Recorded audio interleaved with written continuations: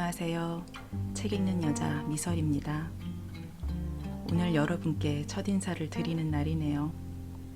무척이나 설레고 또 떨립니다. 사실 요즘 감기에 걸려서 목 상태가 좋지 않아요.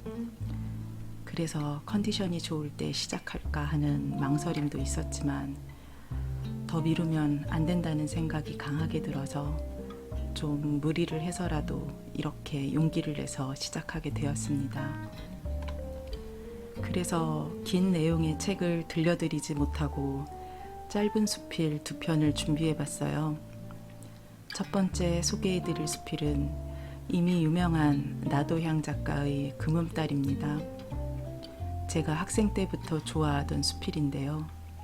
작고 하찮고 자세히 보지 않으면 그냥 지나칠 수도 있는, 그러나 분명 아름다운 그 대상에 대한 관심과 애정을 나도향 작가는 덤덤하게 한 편의 수필로 써내려갔습니다. 그리고 두 번째로 소개해드릴 수필은 소설 운수 좋은 날로 우리에게 잘 알려진 현진건 작가의 수필인데요. 설 때의 유쾌한, 나을 때의 고통입니다. 작품을 창작할 때의 기분을 아이가 태어나고 처음 일어설 때의 기쁨에 빗대어 이야기하고 있습니다. 저도 창작을 해봤던 적이 있어서 이 수필이 참 가슴에 와닿았어요. 그리고 북튜버로서 처음 어떻게 보면 새로운 창작을 시작하는 제게 남다르게 다가오는 수필이라 저의 첫 오디오북 작품을 이 두 수필로 선정했습니다. 첫인사가 꽤 길었네요. 원래는 저의 의견이나 주관을 배제하고 작품만 여러분께 소개하려 했습니다만 그러나 오늘은 첫날인 만큼 여러분께 인사를 드리고 시작해야 할 것 같아 이렇게 좀 긴 사설을 늘어놓았습니다. 첫 낭독이니 부족한 점이 있더라도 너그럽게 들어주시면 감사하겠습니다. 그리고 여러분들의 구독과 좋아요는 제게 큰 힘이 됩니다. 그럼 이제 작품을 감상하시죠. 나도향의 금음달부터 읽겠습니다. 금음달, 나도향. 나는 금음달을 몹시 사랑한다. 금음달은 요염하여 감히 손을 댈 수도 없고 말을 붙일 수도 없이 깜찍하게 예쁜 계집 같은 달인 동시에 가슴이 저리고 쓰리도록 가련한 달이다. 서산 위에 잠깐 나타났다 숨어버리는 초승달은 세상을 후려 삼키려는 독부가 아니면 철모르는 처녀 같은 달이지만은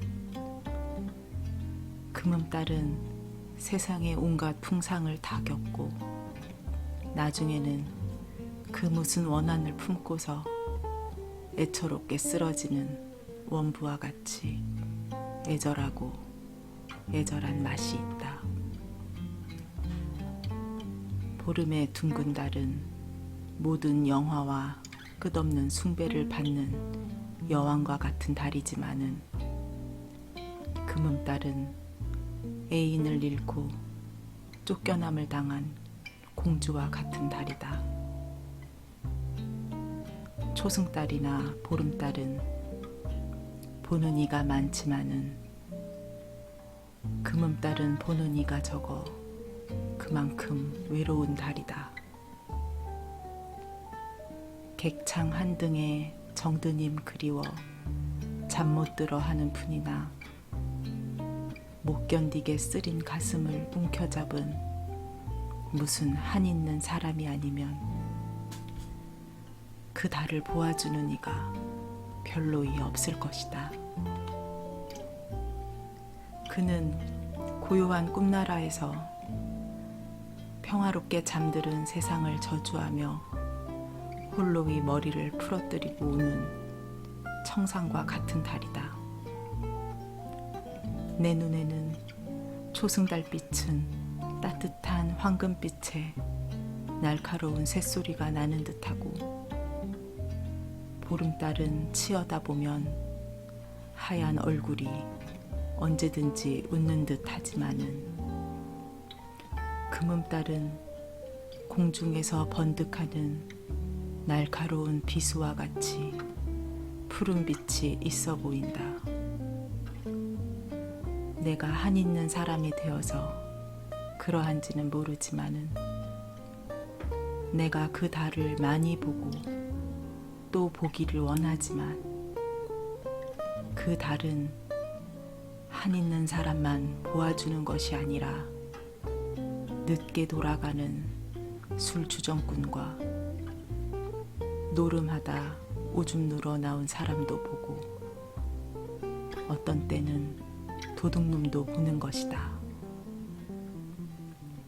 어떻든지 금음달은 가장 정 있는 사람이 보는 중에, 또는 가장 한 있는 사람이 보아주고,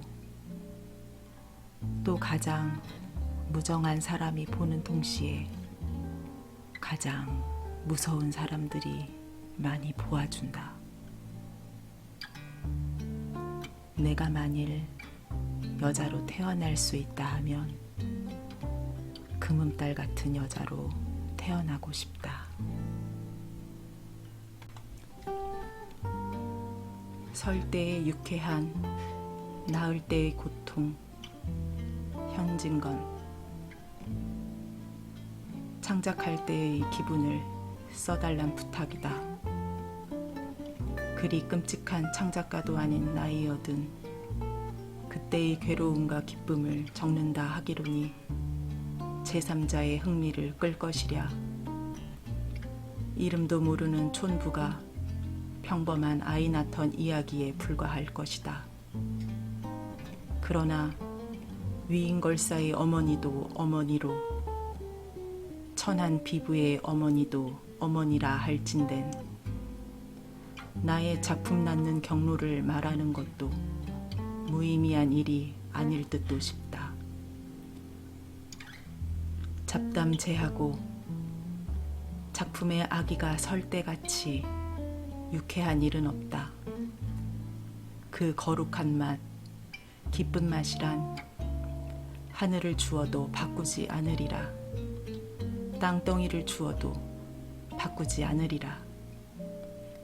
밥을 먹을 때나 길을 걸을 때나, 또는 눈을 딱 감고 누웠을 때나, 나의 환상에서 뛰어나오는 가지가지 인물이 각각 다른 성격으로 울며 웃으며 구르며 한숨 지으며 속살거리며 부르짖으며 내 머릿속 무대에서 선물을 출 때며 관현악을 아랠 때에 나는 모든 것을 잊어버리고 그저 취하며 그저 유쾌하다.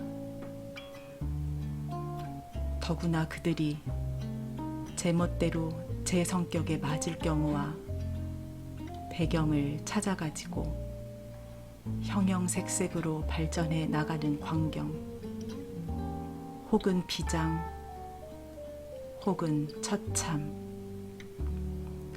부슬부슬 뿌리는 봄비처럼 유한하게, 푹푹 까치 놀치는 바다같이 강렬하게, 때 있어 백금의 햇발이 번뜩이는 듯, 때 있어 금은 밤에 풍우가 몰리는 듯,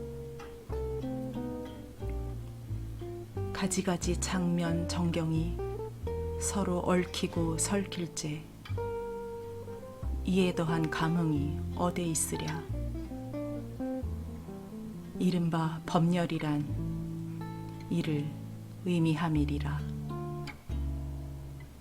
만물을 창조하시려 때의 검님의 거룩한 기쁨을 짐작할 수 있다.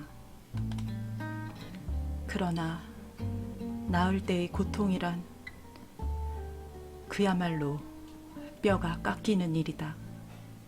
살이 내리는 일이다. 펜을 들고 원고지를 대하기가 무시무시할 지경이다. 한자를 쓰고 한 줄을 글적거려 놓으면 벌써 상상할 때의 육회와 희열은 가뭇없이 사라지고 뜻대로 그려지지 않는 나의 무딘 붓끝으로 말미암아 지긋지긋한 번민과 고뇌가 뒷덜미를 짚어버린다. 피를 뿜는 듯한 느낌이란 것은 이를 두고 이름인가. 한껏 긴장된 머리와 신경은 말 한마디가 비 위에 거슬려도 더럭더럭 부화가 나서 견딜 수가 없다. 몇 번이나 쓰던 것을 찢어버리고 나의 천품이 너무나 보잘것없고 하잘것없는 것을 한탄한지 모르리라. 당나라시인 백낙천은 내생막 장여인신이라고 하였지만 내야말로 내 생에는 제발 덕분에 글 쓰는 사람이 되지 말아지이다 하고 기도라도 올리고 싶다. 이렇듯이 괴로운 노릇이오. 사람의 할 일이 비단 예술뿐이 아니어든 무슨 맛에 뮤즈의 재촉을 이처럼 심악하게 받을 것이 무엇이냐 하는 생각도 이따금 없지 않다마는 버리랴 버릴 수 없음을 어찌하랴. 한 달이 못 되어 예술의 충동을 걷잡으랴 걷잡을 수 없음을 어찌하랴. 아기 어머니 아기 낳을 때 고통을 참다 못하여 남편의 신을 돌려놓으라는 속담을 생각하고 스스로 웃는 때도 많았다. 말이 딴 길로 나갔지만 하여튼 표현을 시작할 때는 이대도록 괴롭다. 그러나 이틀이고 사흘이고 이 고통과 번민을 겪고 나면 그 다음에는 저기 수월해서 하룻밤을 그대로 밝히어도 원고지 단 5장을 못 쓰던 것이 차츰차츰 10장, 20장을 쓰게 된다. 고통의 검은 구름장이 터진 틈으로 유쾌한 빛발이 번쩍하고 빛나는 도수가 잦아진다. 이따금 침침한 구름장을 뚫고 나타나는 눈부신 햇발. 이것조차 없었던들 한 조각 단편조차 이루지 못하리라. 이러구러 한 편을 만들어 놓고 한 번 읽어보면 뜻대로 아니 된 구절에 눈썹을 찡기면서도 알 수 없는 만족이 가슴에 자아친다. 어떤 분은 다 지어놓은 작품을 뜯어버리기도 한다지만 나는 한 번 완성한 것이면 없앨 생각은 꿈에도 없다.